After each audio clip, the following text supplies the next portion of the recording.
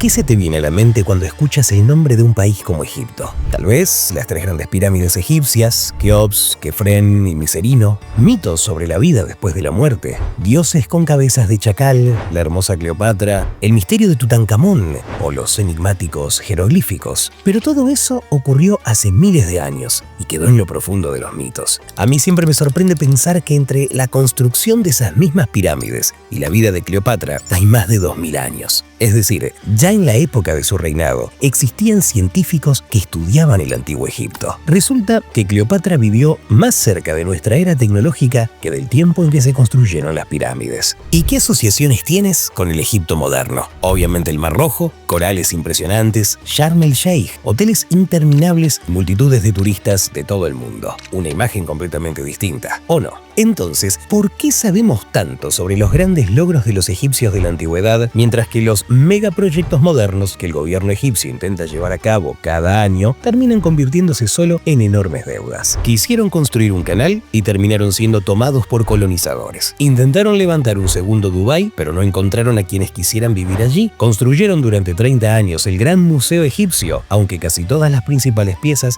ya están desde hace tiempo en museos de todo el mundo. ¿Qué le pasó a Egipto, que alguna vez construyó estructuras tan majestuosas que muchos incluso creen seriamente que fueron hechas por extraterrestres? ¿Cómo un país que marcaba el ritmo de todo el Mediterráneo se convirtió en una zona de all inclusives? ¿Por qué Egipto hoy es un país de oportunidades perdidas? Hoy, junto conmigo, vamos a analizar los intentos más llamativos de Egipto por recuperar su antigua grandeza y sus fracasos no menos impactantes. Imaginemos que tú y yo estamos en un museo, pero no en uno donde se exhiben logros y éxitos. No. Vamos a encontrarnos en el Museo de las Oportunidades Perdidas, donde las piezas expuestas son sueños que nunca llegaron a hacerse realidad en tierra egipcia. Y al final, como solemos hacer en nuestros episodios, intentaremos predecir el futuro. ¿Podrá Egipto algún día volver a recuperar su influencia mundial? Estás en el canal Solomei y tu guía por el asombroso mundo del caluroso Egipto seré yo, Agustín. Te invito a dejar un like por adelantado, revisar que estés suscrito al canal y te prometo que con cada nuevo episodio será cada vez más interesante.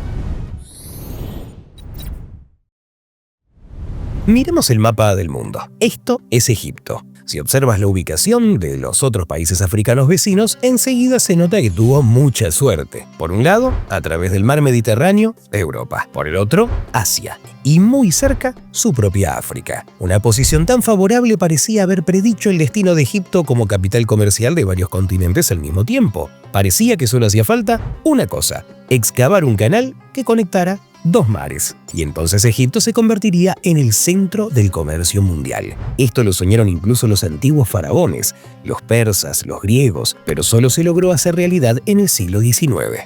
Y fue ahí cuando todo comenzó. En 1859, Ferdinand de Lesseps, un diplomático francés, propuso a las autoridades egipcias construir un canal que pudiera reducir considerablemente la ruta entre Europa y Asia. Una sola decisión así podía ahorrar unos 10 días de viajes y miles de kilómetros. Para el siglo XIX era un verdadero avance. Las autoridades egipcias, representadas por el Jedive Ismail Pachá, aceptaron. Y así quedó el acuerdo.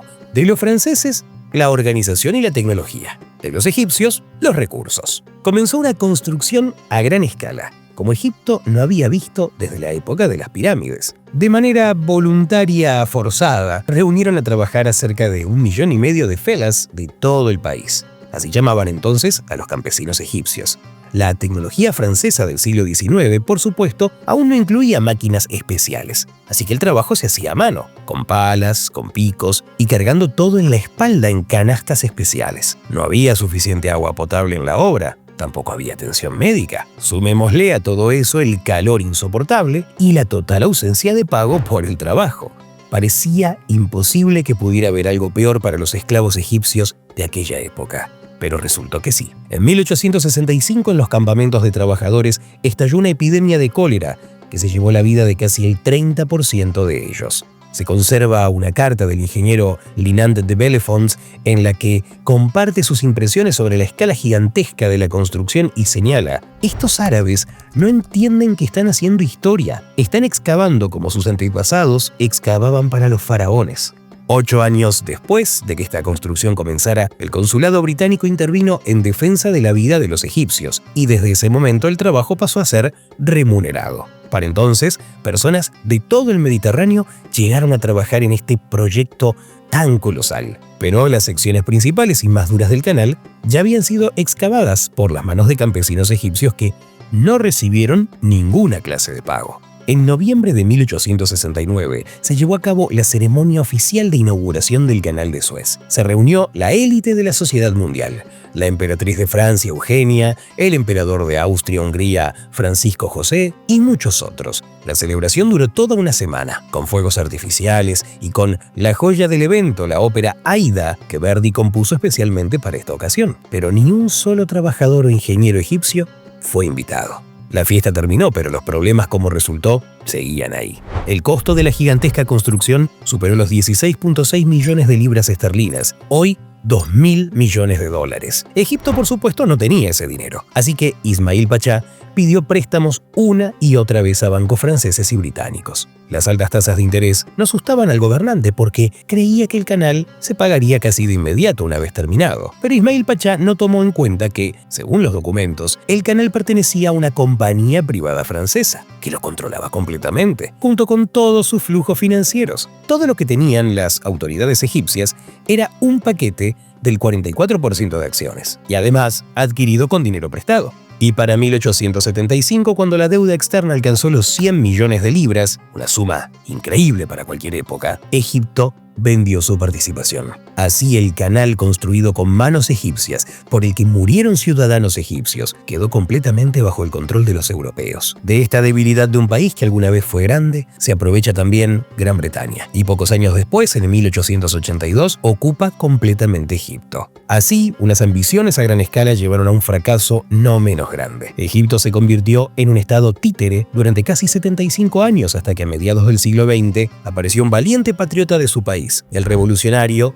Gamal Nasser, hijo de un simple empleado postal. Creció en la pobreza y con un profundo sentido de injusticia en su interior. Solo quedaba esperar el momento adecuado. Y ese momento llegó. En los años 50, Gran Bretaña no pasaba por sus mejores tiempos. Perdían día a día su antigua grandeza. Por cierto, ya analizamos la sorprendente historia británica de ascensos y caídas en un video anterior. Los invito a verlo y que no se lo pierdan, y que nos dejen su opinión en los comentarios. Así que en 1952 ocurre una revolución que libera a Egipto de la influencia colonial y, lo más importante, recuperan el Canal de Suez. Y esto, por cierto, sucedió de una forma muy elegante, como una escena de película. Alejandría, 1956. Nasser da un largo discurso hablando de las deudas del país, de la injusticia, de la pobreza que había visto toda su vida con sus propios ojos. Los egipcios están en el punto máximo de sus emociones, y entonces de repente Nasser menciona el nombre de aquel diplomático francés, el autor de la idea de construir el canal, con quien todo había comenzado, Ferdinand de Lesseps. Esas palabras resultaron ser una señal secreta, y en ese mismo instante en todo Egipto se puso en marcha una operación para tomar de inmediato las oficinas del Canal de Suez. Arrancaremos nuestro derecho por la fuerza.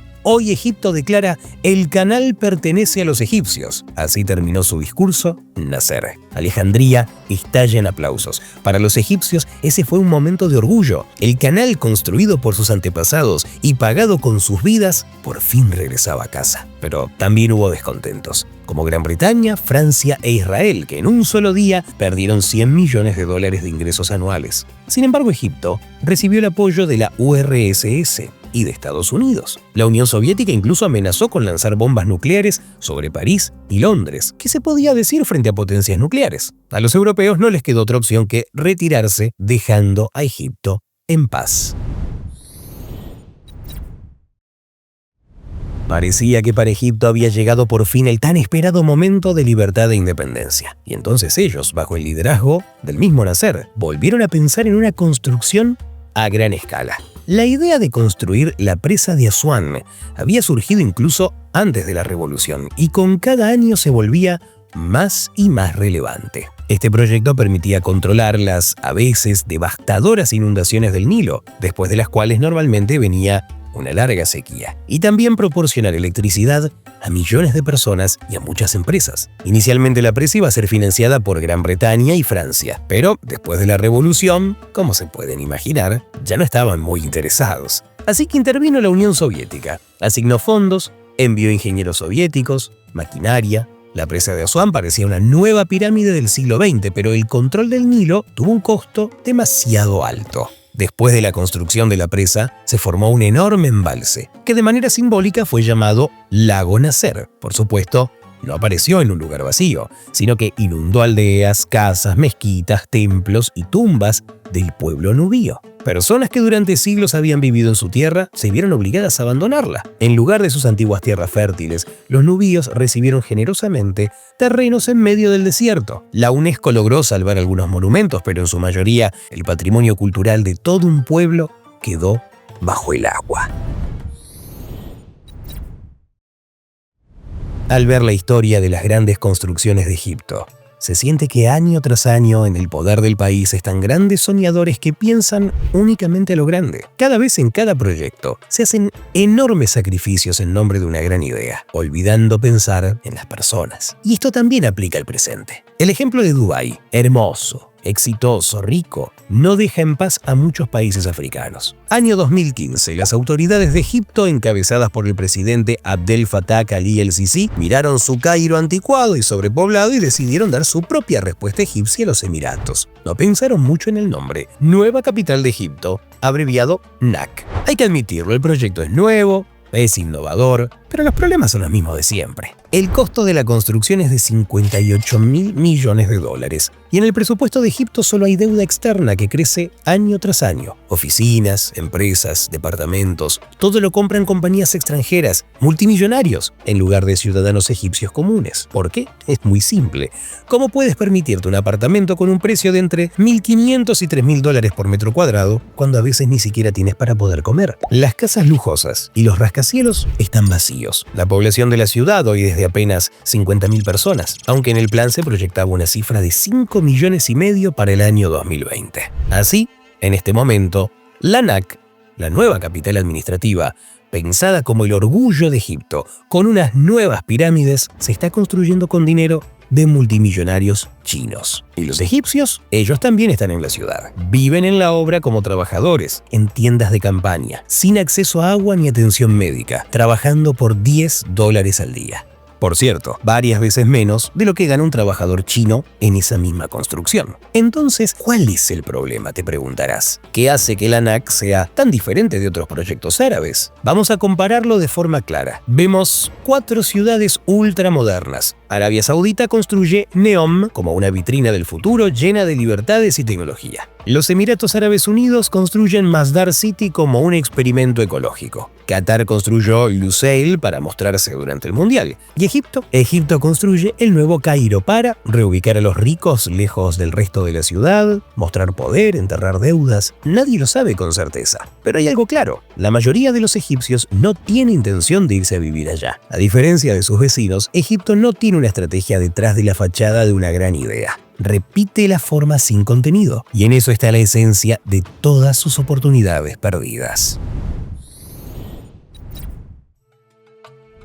¿Qué vemos en estas imágenes? Un resort de lujo. Un verdadero cuento árabe, ¿verdad? Esta es otra construcción gigantesca de Egipto llamada Sal Hashesh. Ya a principios de los años 90, un grupo de arquitectos decidió crear un rincón del paraíso en suelo egipcio. Bueno, rincón. 40 millones de metros cuadrados. Jardines exóticos, canales artificiales, campos de golf. Qué fácil y libre vuela la imaginación cuando paga alguien más, porque toda la construcción, con un costo de 20.000 millones de dólares, fue nuevamente financiada por países vecinos. Después de casi 30 años, gran parte del proyecto sigue en un estado de preparación eterna. Y aquí aparece una paradoja. Mientras algunos resorts multimillonarios están medio vacíos, en otras partes de Egipto, por el contrario, hay demasiados turistas. En Luxor, en Giza, en los templos de Abu Simbel, hay multitudes todos los días, rugen los autobuses, por todas partes hay gritos, flashes de cámaras, puestos temporales con venta de souvenirs, todos quieren tocar la historia y las pirámides poco a poco van perdiendo su forma, las antiguas paredes se están agrietando,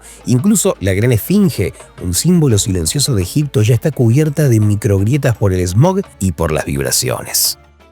Lo más probable es que ahora estés sintiendo emociones algo mezcladas. Te entiendo, ¿cómo es posible? ¿Por qué una y otra vez la historia se repite durante tanto tiempo? ¿Por qué las autoridades egipcias no aprenden de sus propios errores? Tienen las pirámides, que por cierto son una de las maravillas del mundo. Tienen increíbles atracciones, un flujo constante de turistas. Y al final, el Canal de Suez, por donde todavía pasa más del 10% del comercio mundial. La respuesta está en tiempos que ya quedaron muy atrás. Egipto sabe lo que significa perder una oportunidad, así que no repitas sus errores y suscríbete al canal y activa la campanita, así no te perderás de nuestros próximos episodios. Así que la excelente ubicación geográfica de Egipto, de la que hablamos al inicio del video, resultó ser demasiado atractiva para muchos países vecinos. A lo largo de toda su historia, Egipto fue conquistado por persas, por griegos, romanos, franceses, árabes, y durante ese tiempo los egipcios vieron cambiarlo todo. La religión, la cultura, el idioma, incluso la apariencia. Pero lo más importante que se perdió fue la continuidad. Durante siglos, unos construían, otros gobernaban y otros más se quedaban con las ganancias.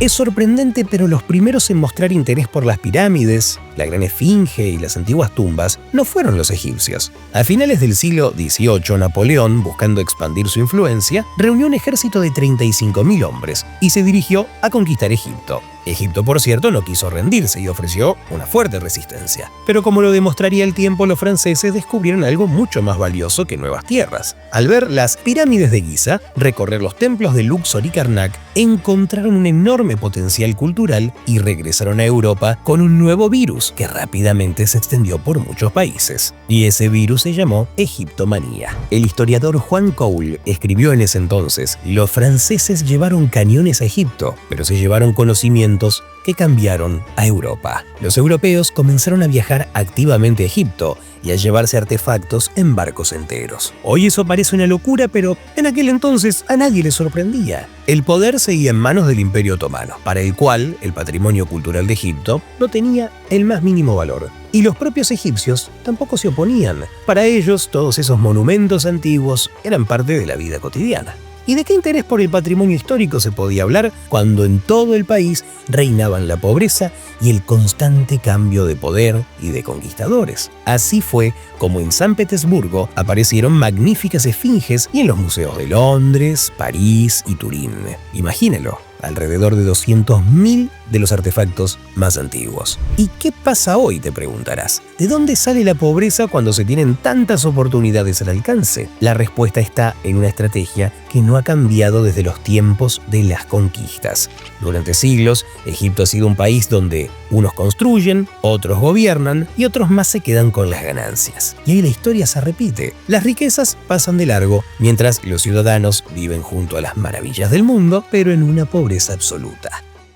En este momento, Egipto, como si no prestara atención a los fracasos del pasado, continúa construyendo activamente y poniendo en marcha nuevos proyectos. Ya para finales de este año, las autoridades prometen inaugurar el Gran Museo Egipcio, que estará ubicado en Giza, muy cerca de las pirámides. Miles de artefactos serán sacados de los almacenes del antiguo Museo del Cairo y se ofrecerá a los turistas de todo el mundo un nuevo motivo para visitar Egipto.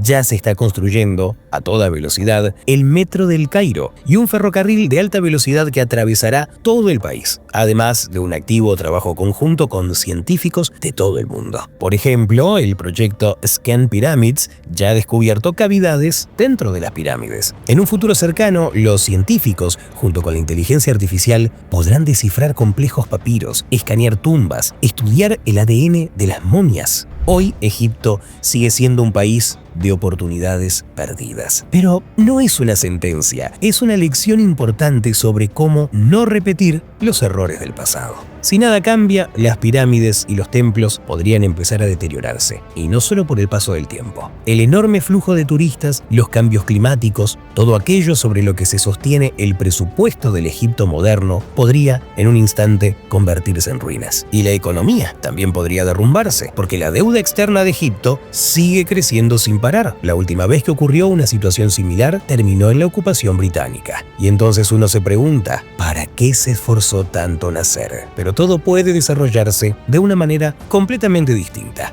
Egipto puede convertirse en líder en el turismo arqueológico. La nueva capital se convertirá en un centro de actividad empresarial para toda la región africana y la generación joven, que representa la mayor parte de la población del país, le dará nueva vida a la cultura y a la ciencia. Si Egipto logra recuperar al menos una parte de los artefactos perdidos, podrán convertirse no solo en piezas de exhibición, sino también en símbolos de poder blando y de orgullo nacional. El futuro de Egipto no depende de la cantidad de rascacielos ni del número de turistas en las pirámides. Depende de si el país será capaz de dejar de construir vitrinas y empezar a cambiar la vida de sus propios ciudadanos. Porque el verdadero legado de Egipto no está solo en las piedras antiguas, también está en su gente. Pero como siempre quiero saber qué opinan. ¿Creen que Egipto logrará repetir el éxito de sus antepasados? Compártanme sus ideas en los comentarios. Con ustedes, una vez más, estuvo Agustín, y si les interesa entender el pasado para comprender mejor el presente, si quieren mirar conmigo hacia el futuro de países y civilizaciones, no olviden dejar su like, suscribirse y activar la campanita. Vamos hacia nuevas historias que nos ayudan a entender nuestro cambiante mundo. Hasta la próxima. La historia continúa.